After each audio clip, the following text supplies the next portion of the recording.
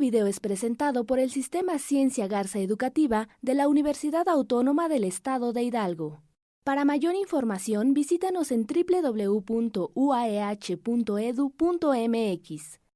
Gracias por aprender.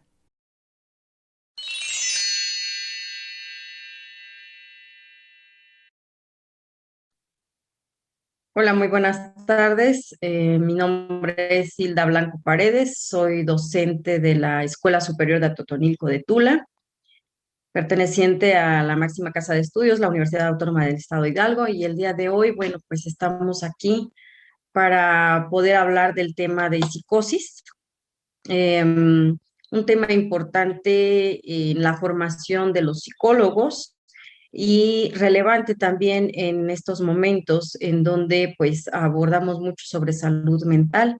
Y bueno, la psicosis es como un tema del que nadie quiere hablar, pero del que todos debemos de saber precisamente para saber cómo abordar las situaciones, ¿no? Entonces, el día de hoy vamos a abordar lo que es la psicosis de manera general, tratando de responder esta parte de lo que implica la psicosis, ¿no? Entonces, vamos a dar inicio.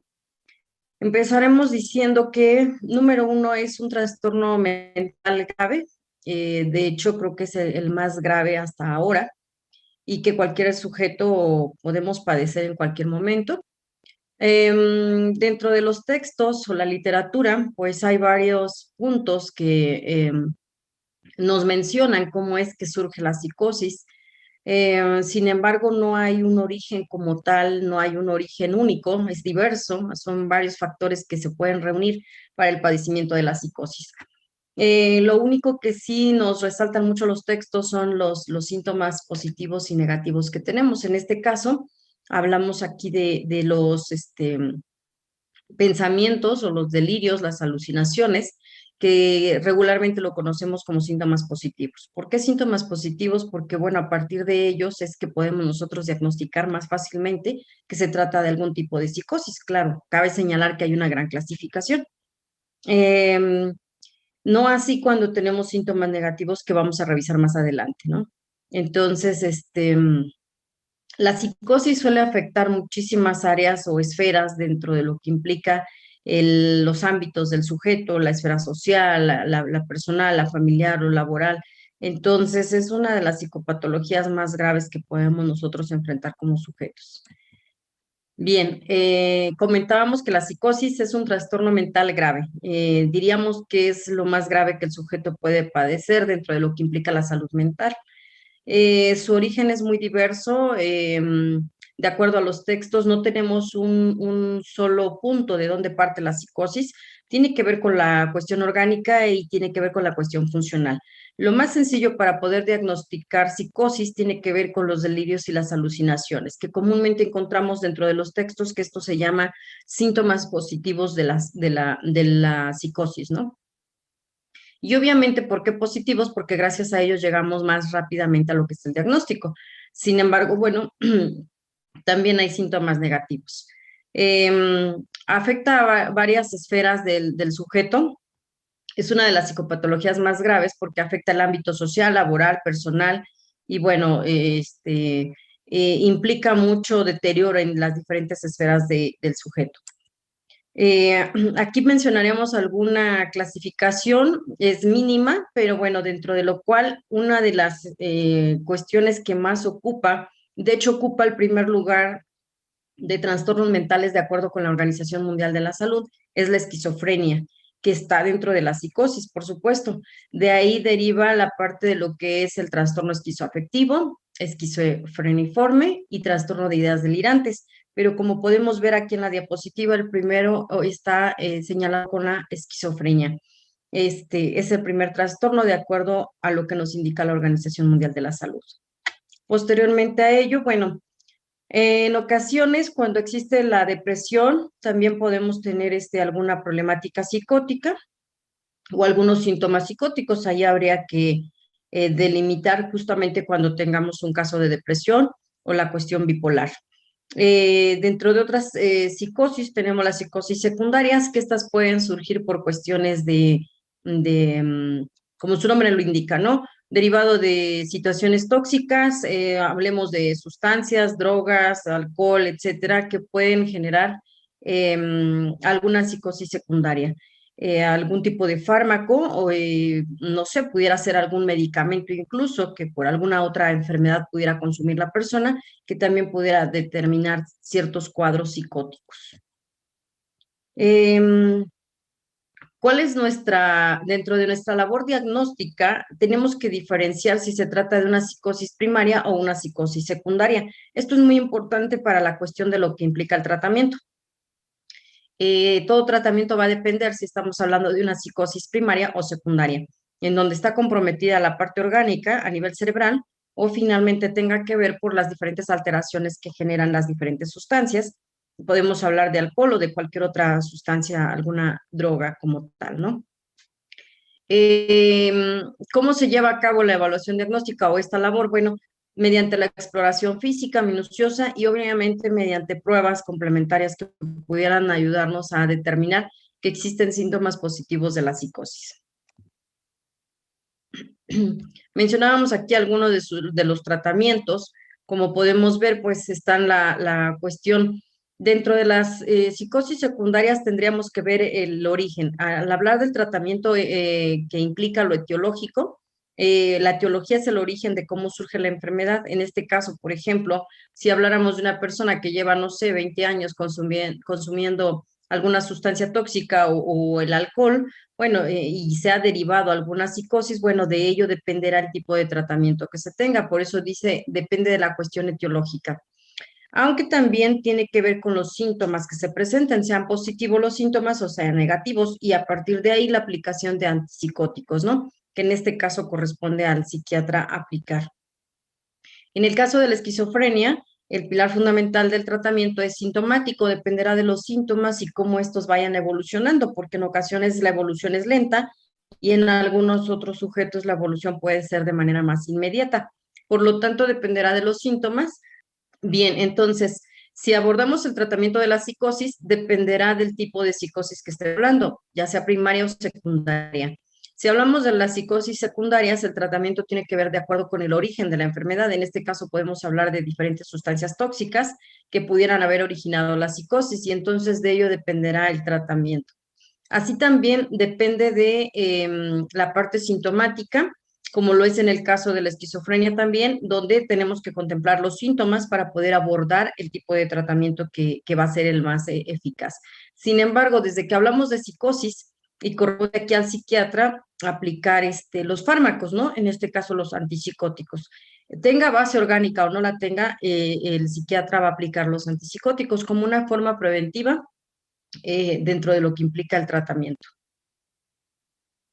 Por otra parte, bueno, si hablamos de esquizofrenia, como lo dice aquí, es una psicosis grave debido a que no se logra una recuperación jamás y que va a traer algún otro tipo de alteraciones en algunas otras áreas.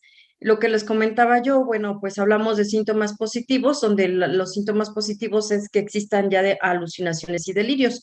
Con esto es más fácil el diagnóstico que si no existieran estos dos puntos, porque entonces tendríamos que diferenciar entre otro tipo de trastornos. Las ideas delirantes, que es lo más frecuente, lo paranoide, el tipo de esquizofrenia paranoide, en donde, bueno, pues el sujeto puede manifestar que se siente perseguido y demás, ¿no?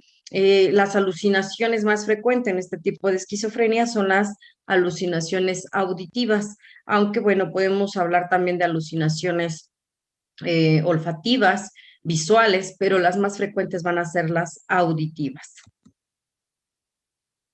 Síntomas negativos de la psicosis tenemos que es la bulia, que en este caso la bulia, bueno, pues es la pérdida del interés, la voluntad de llevar a cabo cualquier cosa, ¿no? La bulia es como la apatía a todo de manera general y no nos interesa más nada. Está la anedonia, que la anedonia tiene que ver con la incapacidad para disfrutar las cosas que anteriormente se disfrutaban, ¿no? Entonces es uno de los síntomas negativos. La parte de la asociabilidad tiene que ver con la cuestión de, es una tendencia a evitar las relaciones sociales, una tendencia a no salir de casa o de algún espacio, a estar solo totalmente, ¿no? Obviamente también a esto vemos que hay una pobreza en el discurso, la parte del lenguaje se ve afectada, pareciera ser la persona que está consigo misma. Ok, entonces dentro de los síntomas negativos que ya mencionamos, también encontramos la pobreza en el discurso, que es el lenguaje, el que también se encuentra muy afectado, y el embotamiento afectivo. ¿Qué entendemos por embotamiento afectivo? Bueno, pareciera ser que la persona no tiene emociones, pareciera un aplanamiento, no, nada le da alegría, nada le da tristeza, eso se conoce como embotamiento afectivo, que también forma parte de un síntoma negativo de la esquizofrenia.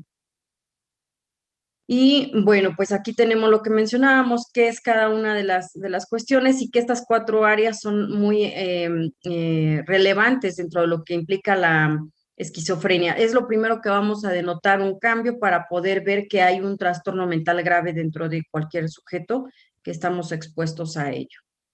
Dentro de la esquizofrenia también hay una cuestión importante. Al inicio de la enfermedad pareciera ser que no hay un deterioro cognitivo, pareciera ser que el pensamiento, entre otras áreas, el razonamiento, la memoria están intactas. Sin embargo, conforme va evolucionando la enfermedad, puede evolucionar también un deterioro cognitivo. Entonces, esto es un indicador de que la enfermedad está evolucionando muy de manera inmediata. Esto no lo podemos saber porque en cada caso es específico, tendríamos que ver cada uno de los casos para saber cómo se encuentra el área cognitiva. De aquí la importancia de la evaluación de diferentes pruebas dentro de lo que implica este trastorno mental. Obviamente va a haber alteración del pensamiento abstracto y la falta de atención. Lo que yo les comentaba, puede haber varios cambios que hay que estar monitoreando de manera constante dentro del trastorno. Si habláramos de una clasificación de la esquizofrenia, bueno, pues decíamos, está la esquizofrenia paranoide, que pues se radica en que el sujeto se siente perseguido, por ejemplo, la esquizofrenia hebefrénica, que comúnmente esta inicia en una edad de adolescentes, es la que inicia más a manera temprana. Anteriormente se le conocía como esquizofrenia precoz. Y la esquizofrenia catatónica, esta esquizofrenia o este tipo que implica lo catatónico se supone que en base a la ciencia, a la medicina, a todo esto que ha ido avanzando, ya no existe la catatonia, ¿no? En el caso de los medicamentos que se aplican. Sin embargo, bueno, si acudiéramos a algún hospital psiquiátrico, todavía podemos encontrar casos específicos sobre esquizofrenia catatónica, ¿no? Que es la que afecta la motricidad de la persona, se queda paralizada y a eso hace referencia este tipo de esquizofrenia. Por otra parte, bueno, ¿qué es lo que puede causar la enfermedad de la esquizofrenia? ¿Cuál es su origen? ¿Cuáles son las hipótesis que tenemos hasta ahora dentro de los textos? Bueno, hoy en día se dice que tiene que ver con una carga genética, donde hay ciertos cromosomas implicados. Por eso es que si tenemos un familiar que haya sufrido la enfermedad, pues seguramente la vamos a padecer, porque se ha detectado que hay ciertos genes involucrados en ello, ¿no? Por otra parte, la vulnerabilidad y el estilo de personalidad, el tipo de personalidad que tengamos, nos puede convertir en personas muy vulnerables, sobre todo si enfrentamos cargas de estrés mayores, pues puede venir un déficit y obviamente podemos tener una vulnerabilidad psicobiológica, lo cual daría paso a una alteración bioquímica, dirían los psiquiatras, y entonces tendríamos como resultado la enfermedad de la esquizofrenia. Por otra parte, bueno, pues también juega un papel importante el desarrollo, la parte de neurodesarrollo en los menores y que, bueno, a partir de ahí, bueno, pues pudiera darse alguna anomalía anatómica, fisiológica a nivel cerebral y obviamente traer consigo esta alteración química cerebral a través de los neurotransmisores y entonces a partir de ello generar la enfermedad de la esquizofrenia. Perfecto. Bien, ¿cómo diagnosticamos? A partir de la presencia de los síntomas positivos que ya habíamos mencionado, en este caso es los delirios, las alucinaciones, a partir de un lenguaje disgregado, es decir, la persona no tiene un orden en el lenguaje, en lo que comenta, no hay un entendimiento, hay una conducta desorganizada o de alguna manera también pueden hacerse presentes los síntomas negativos como lo es el aplanamiento afectivo. Ya explicaba yo que tiene que ver con esta parte de pareciera ser que no tenemos emociones, ¿no? Y entonces a partir de ahí se genera un diagnóstico sobre lo que implica la esquizofrenia. Y bueno, pues por ahora eso es todo respecto a la psicosis. Continuaríamos posteriormente hablando de trastornos mentales. Muchas gracias.